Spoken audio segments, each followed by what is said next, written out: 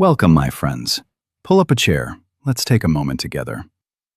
Tonight, I want to tell you a story. It is a story about a woman who changed the world with a pair of scissors and a very strong will.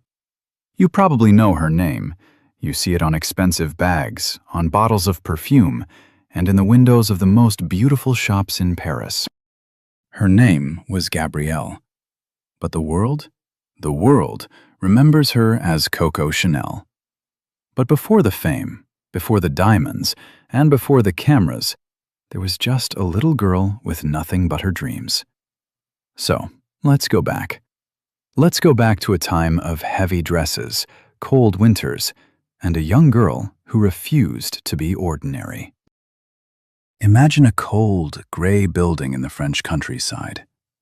This was an orphanage, a place for children who have no parents. This is where our story begins, in a place called Aubazine. Gabrielle was born in 1883 in a small town called Saumur. Her family was very poor. Her mother died when Gabrielle was only 12 years old. Her father, a man who traveled to sell things, could not take care of her. He took Gabrielle and her sisters to the orphanage, and he never came back. Can you imagine that? Being 12 years old, alone, and left behind by the person you love most? But, my friends, it was inside those cold stone walls that Gabrielle learned the skill that would change her life. The nuns, the religious women who ran the orphanage, taught her how to sew. They taught her how to use a needle and thread. Everything in the orphanage was simple. The colors were mostly black and white. The floors were hard. The air was quiet. Many people think Gabrielle hated this time, and perhaps she did. But look closely at her later work. The black and white colors, the simple lines, the sense of order. It all started there. Gabrielle was not like the other girls. She was quiet, but she was watching. She was learning that if you want to survive, you have to be strong. She didn't want a life of pity. She wanted a life of power. She realized early on that her hands and her ability to sew were her ticket out of that gray world. Have you ever had a difficult start? Sometimes the hardest parts of our lives are actually the seeds of our greatest success. For Gabrielle, the silence of the orphanage was the beginning of her loud voice in the world of fashion. When Gabrielle left the orphanage, she was a young woman with a sharp mind and a slim figure. She didn't have money, but she had a dream to be a performer. She began to sing in cabarets, small theaters where people drink and listen to music. She wasn't the best singer in France, my friends, but she had spark. She had a special energy. She often sang two popular songs. One was about a girl who lost her dog, and the dog's name was Coco. The soldiers and the crowds loved it. They would shout, "Coco! Coco!" and the name stuck. From that moment on, Gabrielle Bonheur Chanel became Coco Chanel. But Coco knew she wouldn't be a singer forever. She met a wealthy man named Etienne Balsan. He was rich, he loved horses, and he invited her to live at his large estate. This was a new world for Coco. She saw how the rich lived. But she also saw how uncomfortable the women looked. They wore giant hats with too many feathers and dresses that were so tight they could barely breathe. Coco began to make her own hats. They were different. They were small, simple, and elegant. When the other women saw them, they laughed at first. "Where are the feathers?" they asked. "Where is the lace?" But soon they stopped laughing. They realized that Coco looked modern. She looked cool. She looked free. Coco realized that she didn't want to be just a guest in a rich man's house. She wanted her own business. She wanted her own money. She started to realize that her hobby of making hats could be something much bigger. She was ready to move from the countryside to the heart of the world, Paris.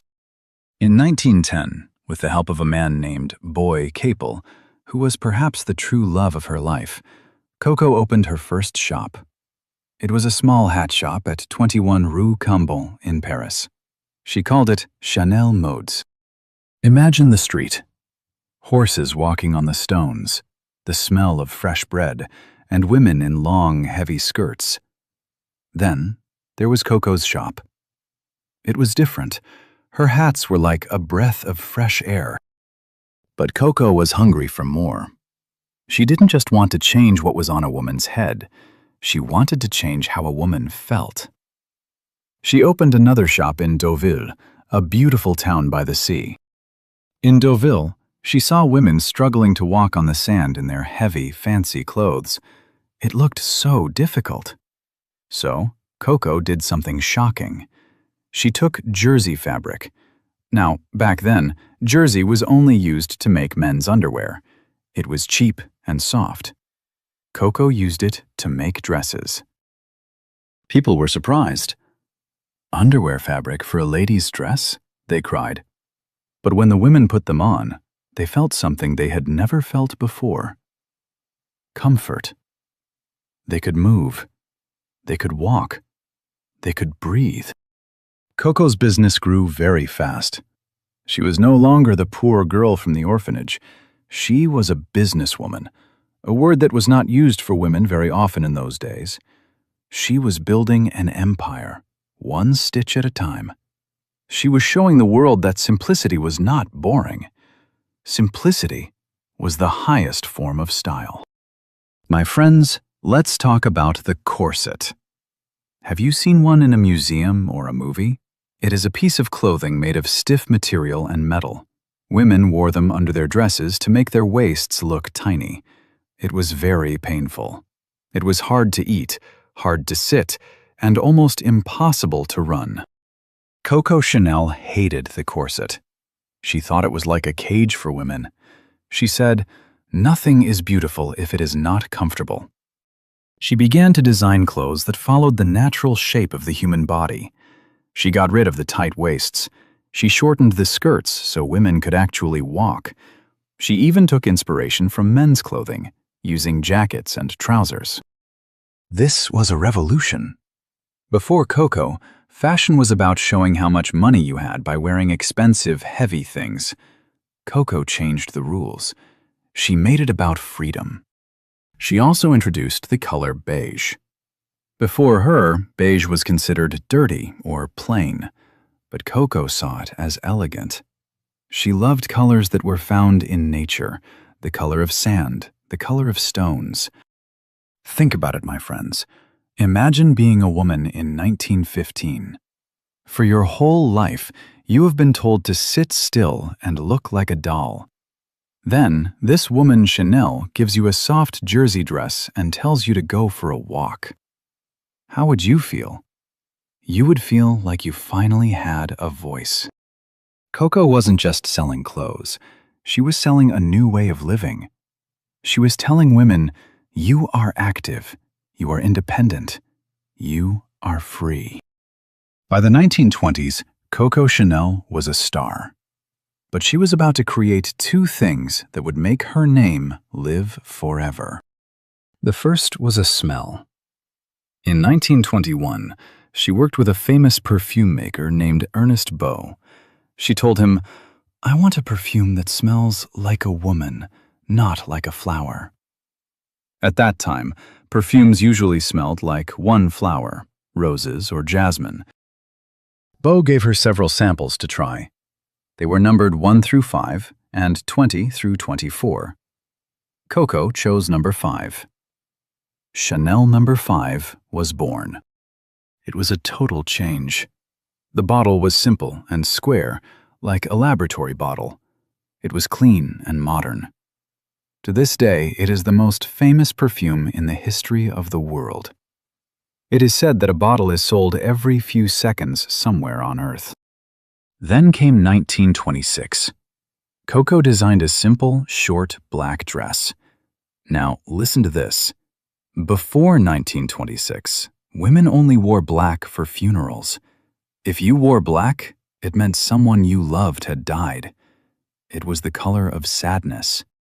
But Coco changed that.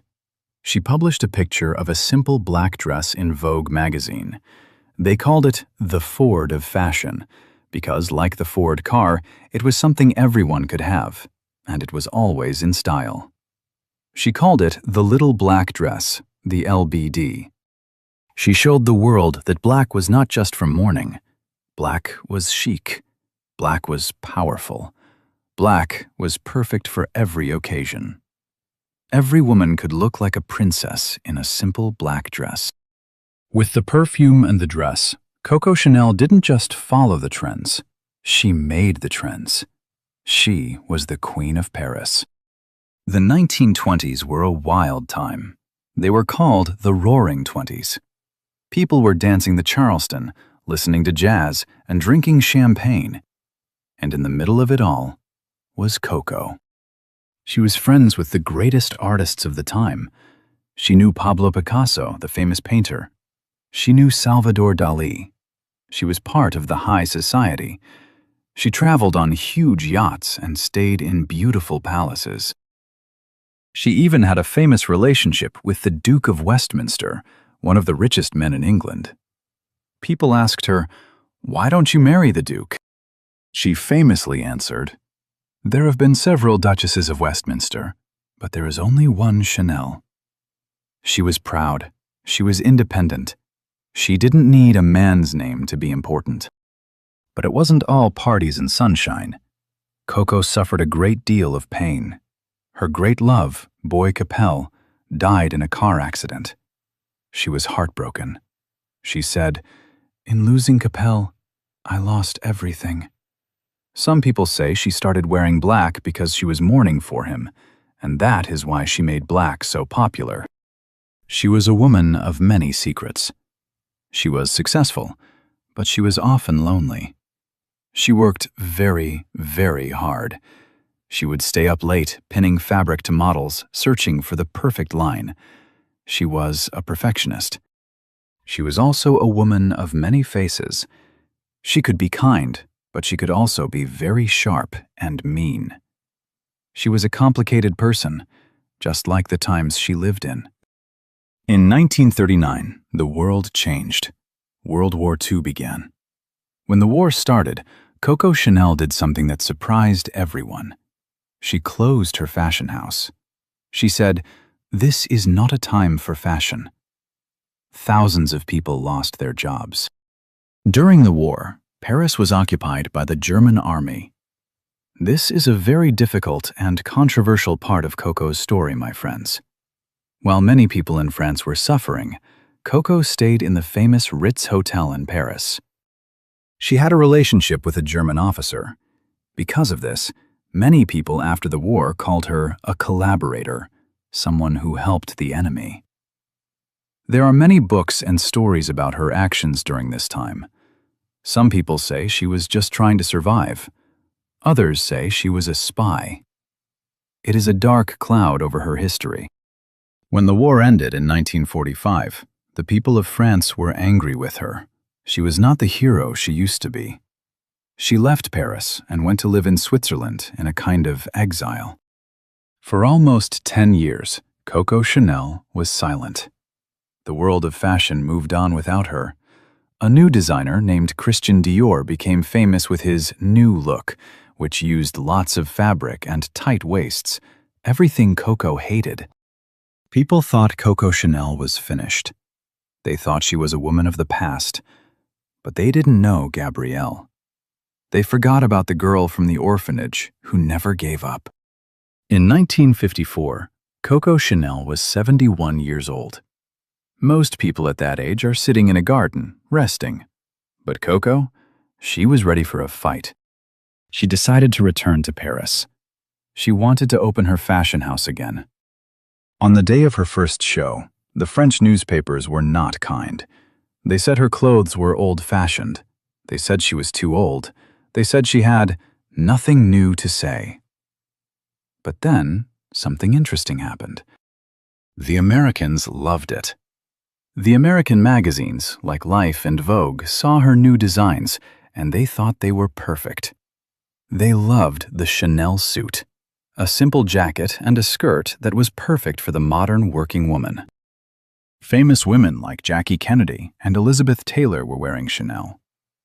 Coco introduced the 2.55 handbag, named after the date she created it, February 1955.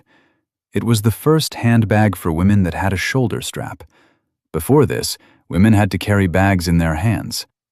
Coco said, "I got tired of holding my purse in my hands and losing it, so I added a strap." Again, she was thinking about what women needed. She also made costume jewelry popular. She wore big, fake pearls with real diamonds. She showed the world that style was not about how much the jewelry cost. It was about how you wore it. She was back on top. She proved that you are never too old to have a second act. She proved that her vision of comfort and elegance was timeless. Coco Chanel worked until the very last day of her life. She died on a Sunday in 1971 at the Ritz Hotel. She was 87 years old. Think about her life for a second. She started with nothing in a gray orphanage and ended as the most powerful woman in fashion history. She once said, "Fashion fades, only style remains the same." And she was right. Today, more than 50 years after her death, her influence is everywhere. Every time you see a woman in a simple black dress, or wearing a jacket with gold buttons, or putting on a little perfume before she leaves the house, that is the legacy of Coco Chanel. She changed the way women see themselves. She told them they didn't have to be decorations for men. They could be comfortable. They could be fast. They could be bosses.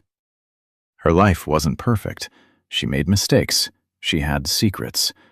But she was a pioneer.